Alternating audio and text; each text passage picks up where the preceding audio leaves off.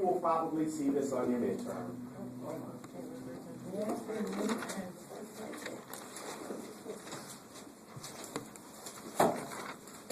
It's the process of,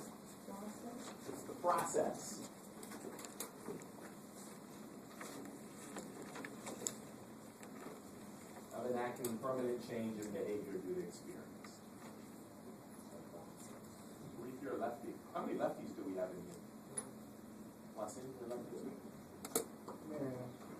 If you need to maneuver, you can do that. I'm not, you guys, I'm not sure what's going on with the technology. I'm just glad you got the PowerPoint. Makes your life a little bit easier. Okay, everybody get that? Well, think about it. Think about it like this, you guys. Learning is the process that we go through where permanent change is established through experience. That makes sense, right? Yeah. Right. I'm moving. Oh, come on, hurry up. I mean, we're only here for a couple of seconds. You should be reading your book.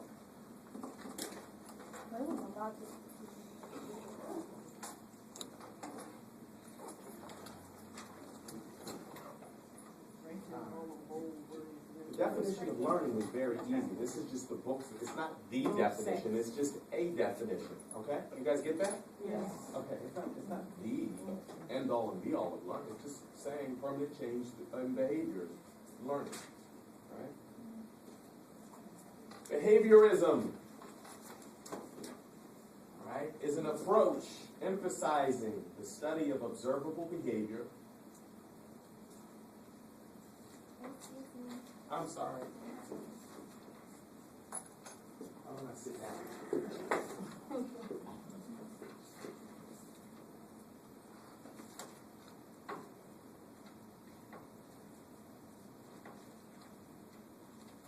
It's the study of how the environment affects observable behavior.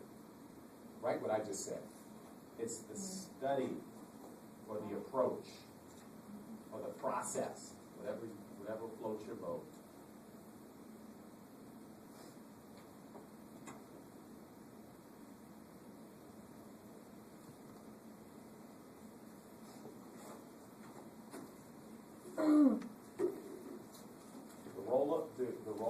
The role that the environment has on observable behavior. I'm moving. Okay? Here's what we can do. I have to move quickly, so just write down the terms, and you have a really good key of what's going to be on the midterm. If you can't write down everything in the class, don't have a monkey flip. Okay? Just write down the term and know if he's going over it. If it's in the PowerPoint, I'm going to have to know this for the midterm. Don't worry about trying to get it now. You study on your own terms. We're reviewing.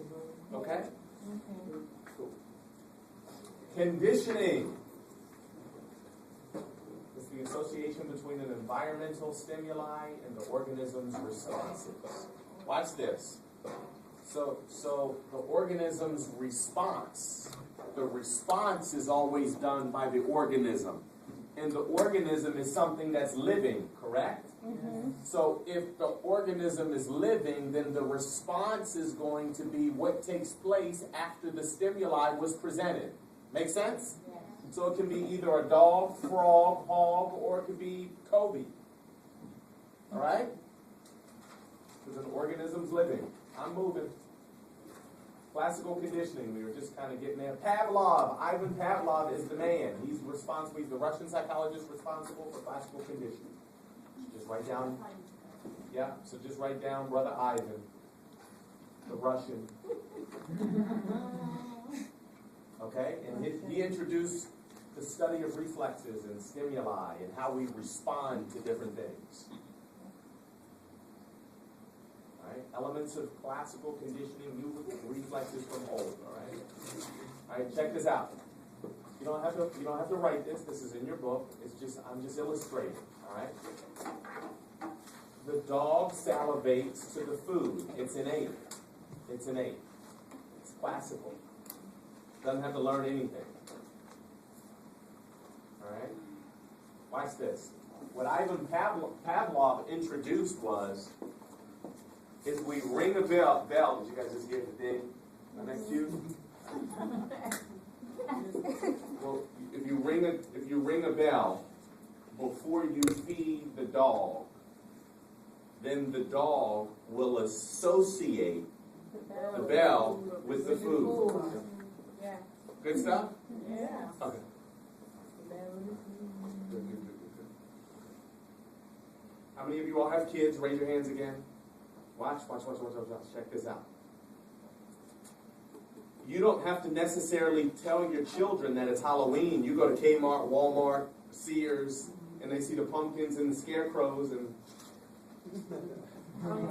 because they associate the scarecrows and the pumpkins with a holiday where they're going to get all type of now or later, right? Okay. That's been conditioned.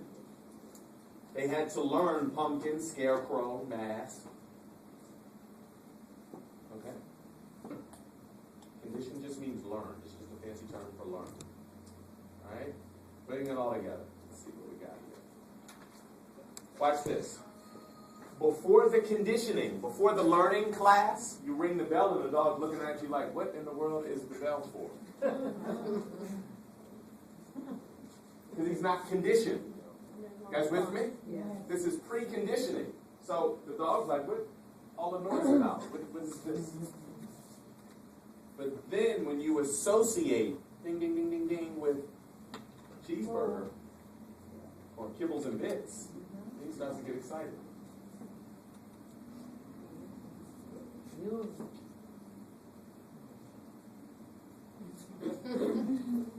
at him now.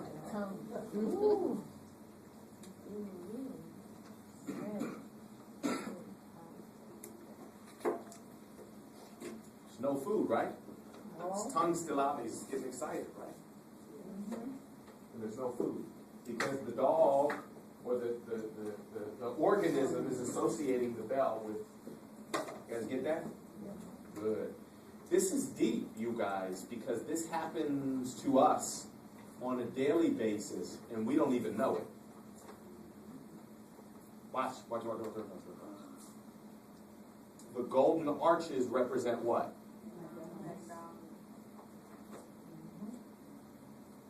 Before you knew that McDonald's sold cheeseburgers and milkshakes and french fries, and you saw the golden arches or the big, you would just think that it was just a big M. But you've learned, you've been conditioned that when you see the golden arches, you know, it's 2 all-beef patty, special sauce, lettuce, cheese, onion, pickle, sesame seeds, Principles of classical conditioning. Extinction. Watch. What's the definition of extinction? You guys got to get this. This is important. Yeah. Yeah. Well, not really. Close, but not really. If you stop Tanish? the process by which the condition response decreases in the absence of unconditional stimulus. Yes, good. But I don't think Abdul heard you. Did you, Tariq? You did not. Okay, so a little bit louder. It was right, it was correct, but just not loud enough. The process by which the conditioned response decreases in the absence of unconditioned stimulus. So let me give you an example. Can I give you an example? Okay. You ring the bell, but you don't follow it up with food. Oh. Then the dog says, you know what, you just playing. You're playing music. I'm not going to get no grub. That's extinction. When there's no follow through with the stimulus. So that, watch this. So the dog stops associating ding with food. It's extinction. You all get that? So let me give you a real good example. I have a 6-year-old, and I'm training little Rover to be like the dog, the Pavlovian dog. And I ring the bell, and little Rover knows lunchtime, dinner time, breakfast, right? But my little 6-year-old, Kobe Jr., finds the bell. And during the day when the babysitter's there, he's just running all over the house with the bell. whoever's not getting any food after Kobe Jr. is ringing the bell. What's going to happen? The learned behavior is going to be extinct. You guys get that? Yes. Higher order conditioning. What is higher order conditioning?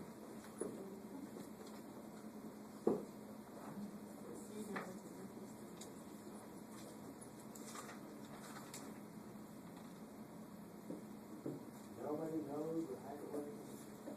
When a natural response occurs, Like, you have sentimental feelings for a song or something, if you hear something, it brings up feelings.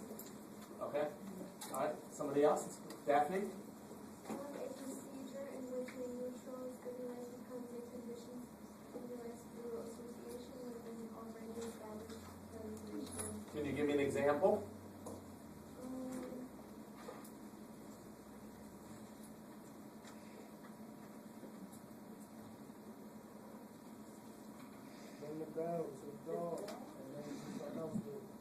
When you hear the bells already touch the sound baby, you don't have to see the fuel or anything. There you go. There you go. Repeating the Yes. sound. Look, Same look, thing look, that we look. use with the flashlight. Correct, you know. correct. You guys are on point. Look at the page, look at the top of page 227.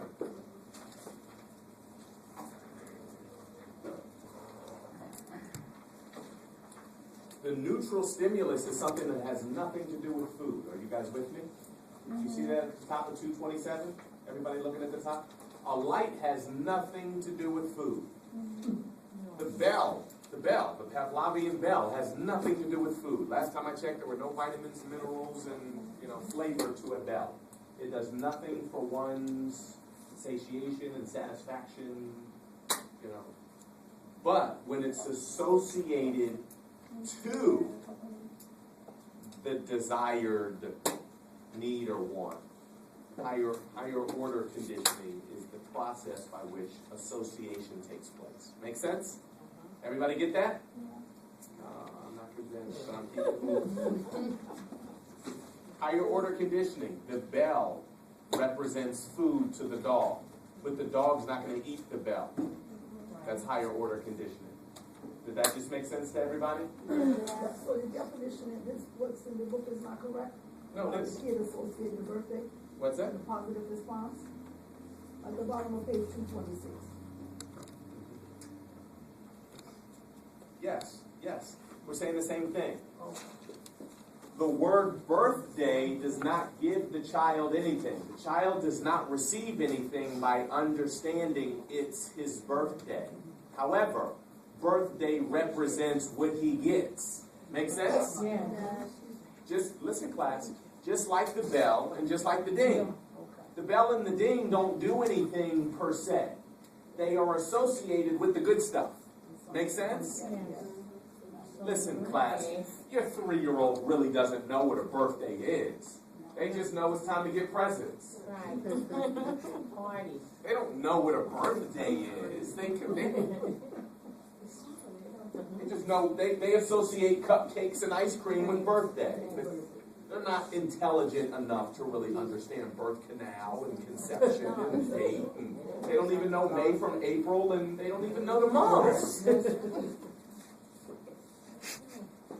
Stimulus generalization. Generalizing. Stimulus. What happens when we generalize the stimuli?